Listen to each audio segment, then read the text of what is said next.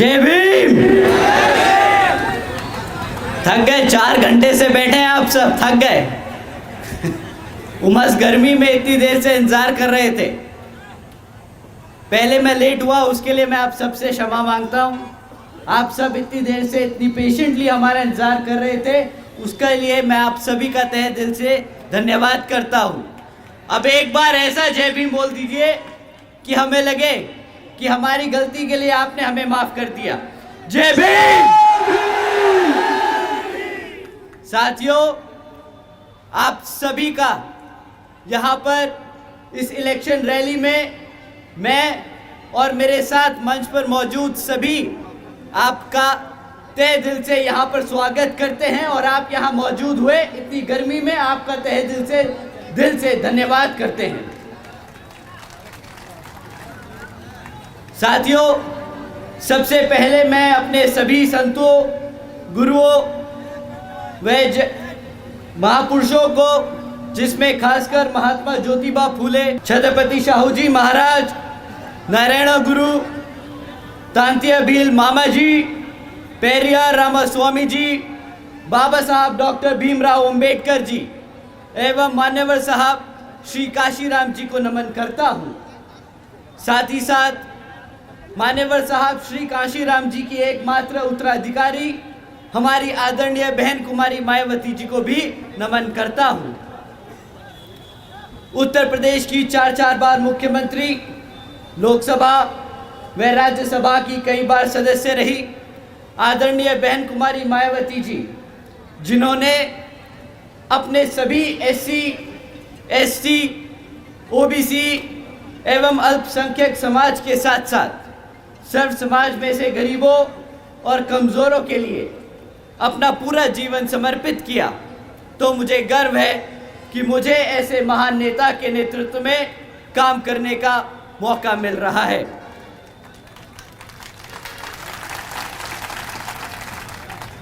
मैं आदरणीय बहन कुमारी मायावती जी का हार्दिक अभिनंदन और आभार व्यक्त करता हूँ।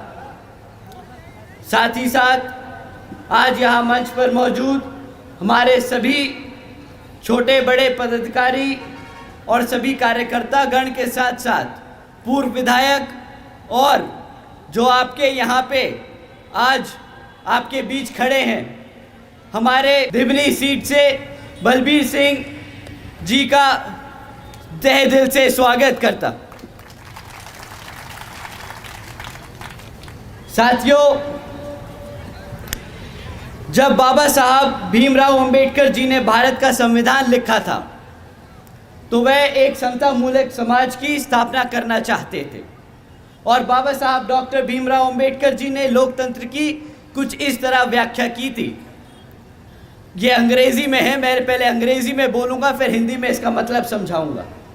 A form and a method of government whereby revolutionary changes in the economic and social life of people are brought about without bloodshed।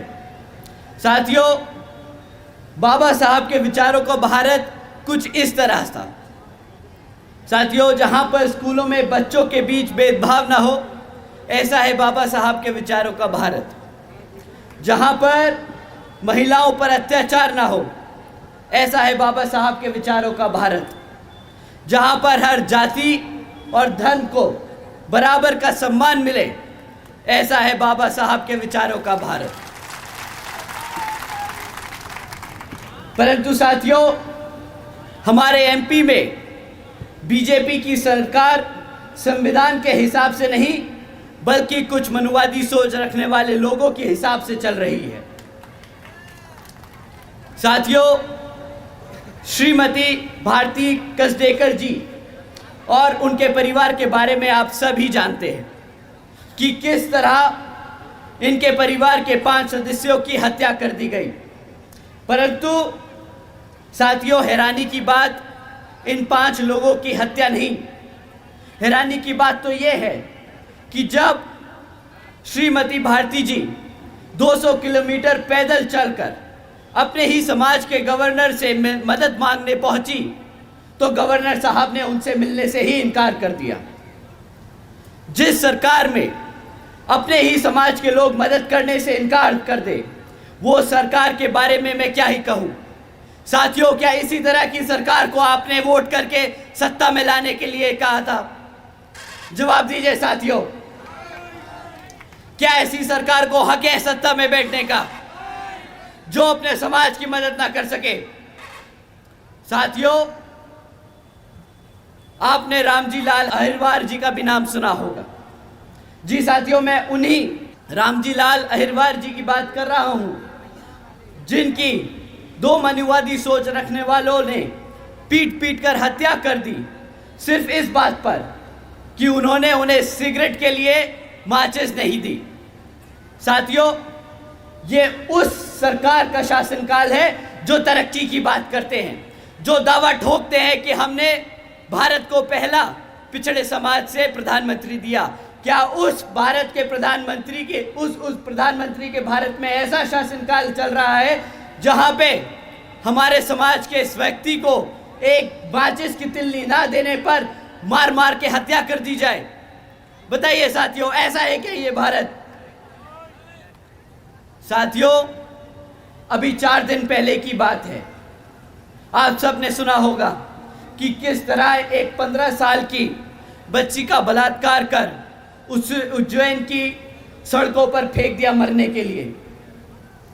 यहां पर साथियों, ये सिर्फ कुछ घटनाएं हैं उन 16,950 में से जिनके आज भी परिवार दर्द से गुजर रहे हैं, जिनका दुख हम शब्दों में बयान नहीं कर सकते। उस कांग्रेस और बीजेपी वालों की अगर मैं दोनों शासनकाल के दिन मिलाकर आप सबके सामने रख दूं तो वो भी कम पड़ जाएंगे जितने यहाँ पे पिछले 5 साल में हत्या और कांड हुए हैं। पर अब और नहीं साथियों, अब कमलनाथ जी और शिवराज जी को ना हम भूलने देंगे और ना हम उन्हें कभी बता देंगे। हम उन्हें बता देंगे कि पिछले 5 साल में 16,950 से हमारे परिवारों के सदस्यों के अत्याचारों का बदला हम मध्य प्रदेश की हर एक विधानसभा पर बसपा का परचम लहरा कर लेंगे। साथियों, शिवराज जी ने वादा किया था बहुजन समाज को प्रतिनिधित्व देने का। साथियों, शिवराज जी ने वादा किया था हर वर्ष 10 लाख नौकरियां देने का। साथियों, शिवराज जी ने वादा किया था सरकारी कॉलेजेस में मुफ्त शिक्षा देने का। साथियों, आज मैं आप सबसे पूछता हूं, क्या उनमें से कोई भी वादा पूरा हुआ? कोई भी वादा पूरा हुआ? साथियों, उन वादों को तो ना ही पूछे तो अच्छा होगा, पर जो काम इन्होंने हर करके दिखाए हैं वो काम मैं आपके सामने एक बार रख के दिखाता हूं। शिवराज जी की सरकार नंबर 1 पे पहुंच गई पूरे भारत में हमारे बुजुर्गों पे अत्याचार करने में। शिवराज जी की सरकार नंबर 1 पे पहुंच गई हमारे SC, SC, OBC के साथ साथ अल्पसंख्यक समाज पर अत्याचार करने में। शिवराज जी की सरकार नंबर 1 पर है हमारी बहन बेटियों पर अत्याचार करने में। साथियों, ये बीजेपी की सरकार इतनी बेशरम है कि जब इनकी गृह मंत्री से पूछा जाता है कि यहां पर इतना आतंक क्यों है, तो उनका जवाब आता है कि भाई यहां की पुलिस हर केस दर्ज करती है, इसलिए यहां पे क्राइम ज्यादा लगता है। साथियों, जब कोई आदमी ये सफाई दे तो सिर्फ 2 चीजें सामने आती हैं। पहली तो या तो हम सब पे वो उस पद पर बैठ के बहुत बड़ा एहसान कर रहे हैं, या फिर वो आदमी बहुत ही बड़ा बेवकूफ और निहायती गधा है। दोनों ही मामलों में साथियों उस आदमी को पद पर बैठने का कोई हक नहीं, और जिस मुख्यमंत्री की सरकार में ऐसे काम होने लगे उस मुख्यमंत्री को भी उस सत्ता पे बैठने का कोई हक नहीं। तो साथियों, आज इन्हीं हरकतों की वजह से बीजेपी घबराई हुई है और उन्होंने अपने केंद्र मंत्री को यहां पर चुनाव लड़ने के लिए भेजा है। पर यहां शायद वो भूल गए हैं कि बसपा ने यहां पर 2 बार मुख्यमंत्री को हराकर वापस भेजा है तो ये केंद्रीय मंत्री आपके सामने कुछ नहीं। तो साथियों, अब समय आ गया है इस बेकार सरकार को जवाब देने का। साथियों, इस चुनाव में आपको इनके खिलाफ वोट डालकर बसपा को विजय बनाना होगा। और साथियों, कांग्रेस तो इतनी नालायक है कि बेचारों के पास इतने साल सत्ता में रहने के बाद भी आपके बीच आकर कुछ काम बताने को नहीं है। आती है, हर 5 साल में एक मैनिफेस्टो जारी करती है और फिर भूल जाती है। और उसके पास सबसे दूसरा बड़ा हथियार क्या है? हमारे को रोकने के लिए, हमारे साथियों को गुमराह करने के लिए कि बीएसपी बीजेपी की बी टीम है। वो ज्यादा से ज्यादा बस यही बोल सकते हैं। साथियों, ये आपको गुमराह करने के हथकंडे हैं और कुछ नहीं। इनके इस हथकंडों से आपको घबराना नहीं और आपको बिखरना नहीं। सरकार से वो बेचारे घबराते हैं। वो घबराते हैं इस बात से कि अगर बीएसपी सरकार में आ गई तो यहाँ पर भी हमारे एससी, एसटी, ओबीसी एवं अल्पसंख्यक समाज के साथ साथ सर्व समाज में से गरीबों और कमजोरों वर्ग की भी उसी तरह इज्जत और सम्मान से के साथ जीवन व्यापन हो पाएगा जिस तरह से यूपी में पिछले 5 साल में रहा जब बहन जी का शासनकाल था। साथियों, आज जब बहन जी की सरकार को लोग याद करते हैं तो उन्हें याद आता है वो समय जब बहन जी ने सावित्रीबाई फुले बालिका शिक्षा योजना के तहत 7 लाख से ज्यादा बच्चियों को 12वीं तक की शिक्षा प्राप्त करने हेतु 600 करोड़ से ज्यादा लागत इन बच्चियों पर अब खर्च कर इनको अपने पैरों पर खड़ा कर एक उज्जवल भविष्य देने के लिए खर्ची। साथियों, उन्हें याद आता है वो समय जब बहन जी ने देश में पहली बार सरकारी कॉलेजेस के स्टूडेंट हॉस्टल्स में अन्य पिछड़े वर्गों के छात्रों के लिए 27% आरक्षण की व्यवस्था तय की। साथियों, उन्हें याद आता है वो वक्त जब बहन जी ने महामाया गरीब बालिका आशीर्वाद योजना के तहत 3,25,000 बच्चियों के लिए 1-1 लाख रुपए देने का काम किया, जिस योजना के तहत बहन जी ने 3,250 करोड़ रुपए अपनी बच्चियों पर खर्चने का काम किया। साथियों, साथ ही साथ बहन जी ने सरकारी नौकरियों के साथ साथ सरकारी ठेकों में आरक्षण की व्यवस्था लागू की। और साथ ही याद करते हैं वो समय कि किस तरह बहन जी ने सरकारी नौकरियों की भर्ती पर लगी रोक को हटाकर बहुजन समाज के साथ साथ सर्व समाज के सभी जरूरतमंद लोगों को नौकरी देने का काम किया।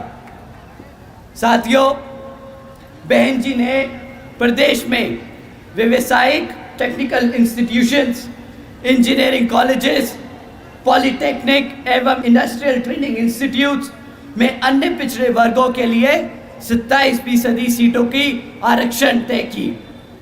साथ ही साथ बहन जी ने कृषि एवं संबंधित कार्यों में मिनिमम वेजेस को 55 रुपए से बढ़ाकर 100 रुपए प्रतिदिन करने का काम किया और अन्य पिछड़े वर्गों के लोगों के लिए क्रीमी लेयर की वार्षिक आय सीमा 3 लाख रुपए से बढ़ाकर 5 लाख रुपए कर दी।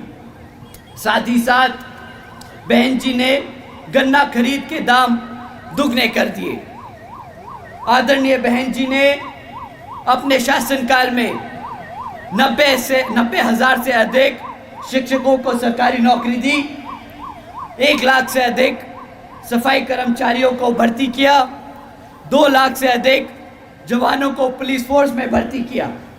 और साथियों, बहन जी ने काम अपने 5 साल के शासनकाल में इस कदर किए ताकि हमारे समाज के लोगों को अपना प्रदेश छोड़कर जाने की जरूरत ना पड़े अपना पेट पालने के लिए। तो साथियों, हमें बाबा साहब के बताए रास्ते पर चलकर, मान्यवर साहब के बताए तरीकों का इस्तेमाल कर और बहन जी के बेबाक अंदाज को अपनाना होगा दिल और दिमाग से।